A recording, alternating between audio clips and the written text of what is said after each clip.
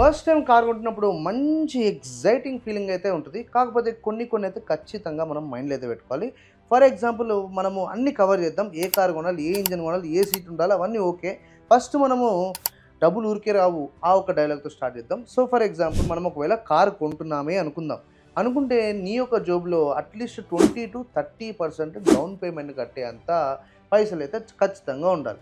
ఇంకోటొచ్చేసి ఎప్పుడైతే నువ్వు ఈ యొక్క కార్ లోన్‌లో తీసుకుంటావో అంటే ఆబ్వియస్‌గా ఈఎంఐలో తీసుకుంటావో టెన్యూర్ ఒకవేళ నువ్వు 3-5 ఇయర్స్ పెట్టుకున్నావనుకో నీ యొక్క ఏదైతే ఈఎంఐ ఉంటదో అది హై ఉంటది. కాకపోతే ఇంట్రెస్ట్ రేట్ తక్కువుంటది.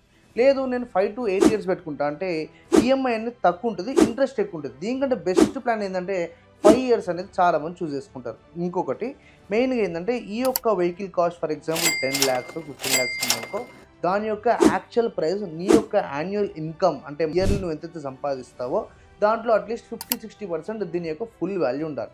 ఇవన్నీ ఎందుకంటే నువ్వు ట్రబుల్‌లో పడొద్దని. లేదు కాదుకూడదు నేను గుడిసిపోయినా ఓకే అంటే ఆబ్వియస్‌గా మనం కొనేసుకోవచ్చు కార్. ఇంకోటి మనం కార్ కొంటున్నప్పుడు కొన్ని మన మైండ్‌కి అస్సలు తట్టవు. అండ్ అవి ఏంది అంటే ఎక్స్‌ట్రా కాస్ట్‌లు. ఫర్ ఎగ్జాంపుల్ నీకు చెప్తా ఇన్సూరెన్స్ అనేది గట్టి కాస్ట్‌లే అవి కట్టాల్సి ఉంటది. అండ్ ఆబ్వియస్లీ కార్ కొనగానే మనం యాక్సెసరీస్ అని పోతాం అది ఊపులో కట్టేస్తాం అది పక్కకు పెట్టేస్తే సర్వీసింగ్ స్పేర్ పార్ట్స్ ఇవే కాకుండా మెయిన్గా బాగా కాస్ట్లీ థింగ్ ఏమైనా ఉంది ఈ ఎర్త్ మీద కార్ కంటే దాని యొక్క ఫ్యూయల్ మెయింటెనెన్స్ అనేది చాలా పెద్ద ఖర్చు అది మనందరికీ తెలియదు. ఖచ్చితంగా మనం క్యాల్కులేట్ చేసుకుంటే మరి నేను ఇది ఎలా తీస్తానా తీయనా చాలామంది కార్ కొని ఫ్యూయల్కి ఏం ఖర్చు పెడతామే అని ర్యాపిడోలో పోయిన సిచ్యువేషన్స్ కూడా చాలా మటుకు ఉంటాయి. అలా చేయకండి ఎందుకంటే అది మన లైఫ్ స్టైల్ కాదు. కొంటే కార్ వాడాలి. కొనకపోతే ర్యాపిడో వాడాలి. అది చిన్న ఏమంటారు క్లారిఫికేషన్. ఫర్ ఎగ్జాంపుల్ ఇప్పుడు నేనే ఉన్నా. కార్ షోరూమ్ లోపలికి పోయినా. నాకు కార్ గురించి ఏం తెలీదు. కాకపోతే నాకు కార్ కావాలి. సో, ఫస్ట్ మనం ఏంటంటే కార్ నేను ఎందుకు కొనుక్కుంటున్నా? అంటే నువ్వు ఎందుకు కొంటున్నావు అనేది చిన్న ఆలోచన చేయాలి. అది మరి ఫాస్ట్ బయింగ్ కింద కొంటున్నావా? అంటే నువ్వు నైట్ ఏదైనా చూసి ఫాస్ట్ బయింగ్ చేసేస్తారన్నమాట. ఏం పెద్దగా ఆలోచించకుండా. ఎందుకంటే ఈరోజు నువ్వు షోరూమ్‌లోకి పోతే లెస్ దెన్ అవర్ వాళ్ళు నీకు కారుని మన జోబులో పెట్టేసే అంత పెద్ద స్పీడెస్ట్ ప్రాసెస్ అయితే వచ్చేసినాయి. ఫాస్ట్ అండ్ ఫాస్ట్ ఈఎంఐలు కట్టేస్తున్నారు. కార్లు కొనేస్తున్నారు. వచ్చినాక రిగ్రెట్ అవుతున్నారు. అట్లా కాకుండా ఫస్ట్ మనం బాగా ఆలోచించాలి. నేను అసలు నాకు కార్ దేనికి? నేను ఎవ్రీడే దాన్ని వాడతానా? లేపోతే నువ్వు బాగా బిజినెస్‌లో వాడదాం అనుకుంటున్నావా? ఎన్నో డిఫరెంట్ యూజ్ కేసెస్ ఉంటాయన్నమాట బేసిక్‌గా కార్ కొనడానికి. చాలామంది అరే! ఫ్యామిలీకి ఒక కార్ ఉండాలి కదా! అని కొంటారు గానీ, తర్వాత ఏం రిగ్రెట్ అయితారంటే అది ఈఎంఐలో కొనడమో, ఫుల్ క్యాష్‌లో కొన్నా కూడా అమ్ముతున్నప్పుడు దానికి కాస్ట్ ఎక్కువ రాదు. రానప్పుడు దాన్ని అట్లాగే పెడతారు. దానికి ఫ్యూయల్ కొట్టియరు. దానికి మెయింటెనెన్స్ పాడు అవన్నీ వస్తుంటే ఆఖరికి ఆ కార్‌కే బద్నాం చేసేసి దాన్ని మార్కెట్‌లోకి వదిలేస్తారు వేస్ట్ కార్ అని. దాని బదులు నువ్వు ఒకవేళ ఆఫీస్‌కి ఎవ్రీడే అప్ అండ్ డౌన్ కొడుతున్నావు. అండ్ నువ్వు డెఫినెట్‌గా ఎన్నో ఛాలెంజెస్ ఉంటాయి. మనలాంటి సిటీస్‌లో రోడ్లు బాగోవు. ఎప్పుడు పడితే అప్పుడు వానలు పడుతుంటాయి. మెయిన్‌గా ఏందంటే బాగా పొల్యూషన్‌తో మన ఒక సిటీ కంప్లీట్‌గా ఫుల్‌గా ఉంది. ఇంకోటేంటంటే రోడ్ యాక్సిడెంట్స్ అయితున్నప్పుడు కూడా ఇలాంటి కార్‌లలో పోతున్నావనుకో హాయిగా కొంచెం సేఫ్ ఉంటావు. ఒకవేళ 2 వీలర్స్‌తో నువ్వు కంపేర్ చేసుకుంటే డైలీ కమ్యూటర్ అయితే. అలాంటి వాళ్ళు కార్ ఖచ్చితంగా కొనాలి. ఇంకొకటేంటంటే కొంతమంది వాళ్ళ ప్రొఫెషన్‌కి కార్ ఉంటేనే న్యాయం జరుగుతది. అలా నాకు గూడా కొన్ని ఉండే. సో, నేను గూడా కార్ తీసుకోవాల్సొచ్చింది.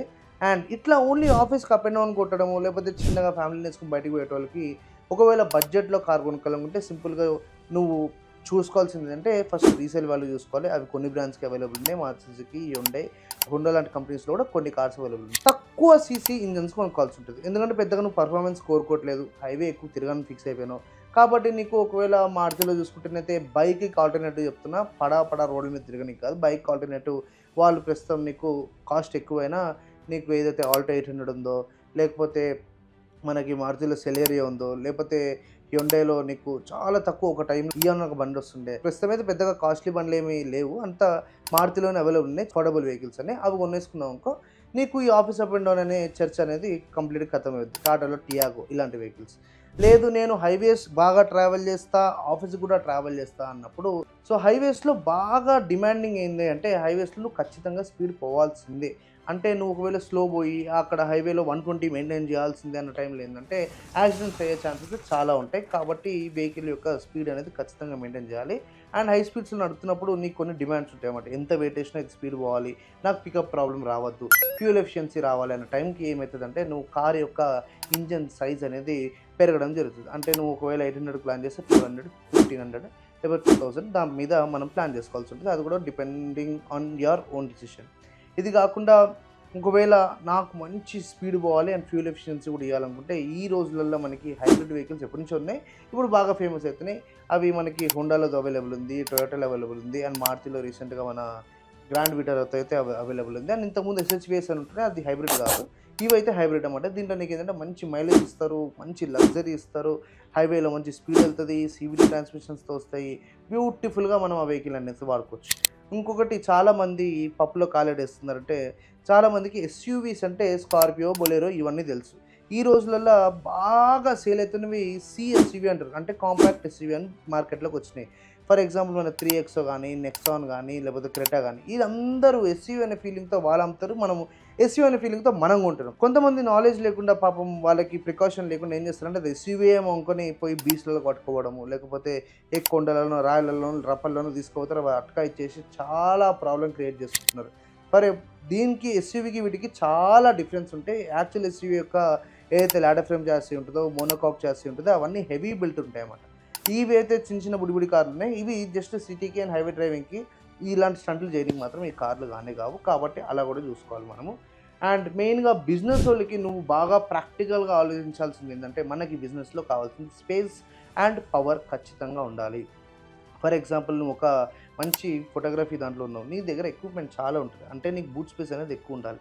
నువ్వు ఒకవేళ డిజైన్కి పడిపోయావు అనుకో, డిజైన్లో నీకు స్పేస్ రాదు. ఫర్ ఎగ్జాంపుల్ ఈరోజు మంచి స్పేస్తో ఏమైనా వెహికల్స్ ఉన్నాయంటే మనకి ఈ యొక్క ఎంయూవీస్, అంటే బాగా కాస్ట్లీగా వెళ్ళిపోవాలనుకుంటే హైక్రాస్, క్రిస్టా, అవి కాకుండా మనకి కియా ఉందో, కియాలో క్యారెన్స్ అని ఉంది, క్లావిస్ క్యారెన్స్ అని ఉంది, అది కాకుండా నీ హుండాలోకి వస్తే అల్కజార్ ఉంది. ఇట్లా వీటిని మనము ఎంయూవీస్ అంటాం, మల్టీ యూటిలిటీ వెహికల్స్. అండ్ ఇవి కూడా బాగా లగ్జరీతో అయితే వస్తున్నాయి ఈ డేస్లో. అండ్ ఈ యొక్క వెహికల్స్ అంటే నీకు కావాల్సినంత లగేజ్ పెట్టేసుకోవచ్చు, మనుషులు కూడా కూర్చోవచ్చు, హాయిగా అప్ అండ్ డౌన్ ట్రావెల్ చేసుకోవచ్చు. సో ఈ యొక్క కేటగిరీ మనకి బిజినెస్ గురించి చూసుకుంటాం. అవుట్ సైడ్ మార్కెట్స్ ఏవైతే మనం ఇండియా బయట చూస్తామో వాళ్ళు ఎట్లా డిసైడ్ చేస్తారంటే కార్ని, నేను ఒక నలుగురు ఉన్నాం ఇంట్లో, సో నాకు ఇంతమంది పిల్లలు ఉన్నారు, సో వాళ్ళు వచ్చి డైరెక్ట్గా లోపల ప్లేసెస్ చూసుకుంటారు, కంఫర్ట్ చూసుకుంటారు, ఎంటర్టైన్మెంట్కి ఏముందని చూసుకుంటారు, అవి కొనేసుకొని పక్కా వెళ్ళిపోతారు బయటకి. ఇక్కడ అట్లా కాదు, మనం దాన్ని ఒక రీసేలు, మరి దాన్ని ఎక్కడ పెట్టాలి అవన్నీ ఆలోచిస్తాం, కాబట్టి కొంచెం చర్చ పెద్దగా అవుతూ ఉంటుంది. ఇంకోటి ఏంటంటే, మనం ఎప్పుడైతే ఈ యొక్క ఎస్యూవీస్ కానీ, సెడాన్స్ కానీ, హ్యాచ్ బ్యాగ్స్ కానీ కొంటున్నామో, సెడాన్స్ మనము హైవేకి మాత్రమే వాడాలని కొంతమంది చెప్తూ ఉంటారు. అట్లా కాదు, మనం సిటీకి కూడా తెగ వాడచ్చు. హ్యాచ్ బ్యాగ్తో ప్లస్ పాయింట్ ఏంటంటే, గల్లీలలో కానీ ఏ మార్కెట్కి పోయినా దాన్ని ఈజీగా తీసుకెళ్ళిపోయి మనం ఈజీగా బయటకు తీసుకొచ్చే ఛాన్సెస్ ఉంటాయి. ఎస్యూవీస్తో అయితే ఖచ్చితంగా ఇరికి తీరుతాం. అండ్ ఈరోజు బాగా ఫేమస్ ఏంటంటే ఆరా అనే ఒక ఫీలింగ్కి ఈ యొక్క ఎస్యూవీస్ని వాడుతున్నారు. బేసిక్గా దాని యొక్క పర్పస్, దాని యొక్క బిల్ట్ అనేది డిఫరెంట్. ఒక టైంలో పెద్ద పెద్ద ఛాలెంజెస్ ఉంటుండే, రోడ్లు లేకపోతుండే, అలాంటి టైంలలో ఈ యొక్క ఎస్యూవీస్ డిమాండ్ చాలా ఎక్కువైపోయింది. ఈ రోజు ఏమవుతుందంటే అదొక మంచి ఏమంటారు దాన్ని, నేను సెటిల్డ్, నేను తోపు అని చెప్పుకోవడానికి ఎస్యూవీలు కొంటారు. కొంతమంది అయితే దాన్ని పర్ఫెక్ట్గా వాడతారు. మోస్ట్ ఆఫ్ ద పీపుల్ నేను ఇప్పటివరకు చూసిందంటే ఎస్యూవీస్లో ఒక్కలే పోతుంటారు. అది మోస్ట్లీ ప్రాక్టికల్ కాదు, కాకపోతే ఎవరి ఇష్టం వాళ్ళది.